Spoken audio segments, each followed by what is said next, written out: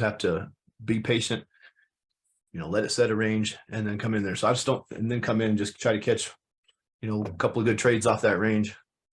The only thing I really like down here is be, 3,900 to 38.97 area back into the 200, a little dip under that 3,900. And then, the high end of the range, which we're already trading up. So hopefully we set that high end first, get a nice short, come back, maybe get a long, something like that. That's all I see. Maybe we can get a nice pop or a retracement on this next 5-minute candle.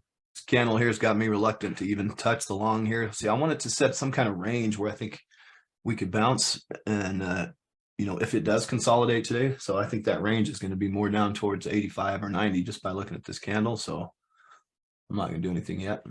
I'm hoping for there we go, for a nice green candle. Come on up. Come on up. Order filled. I got me a short off the 26% on the opening range. Paying myself some there. I know it's not a big move or anything, but we just hit, and we set a new low, but we didn't break yesterday's low there, or yesterday's candle. So, and we might rip here. I just got all out, paid myself.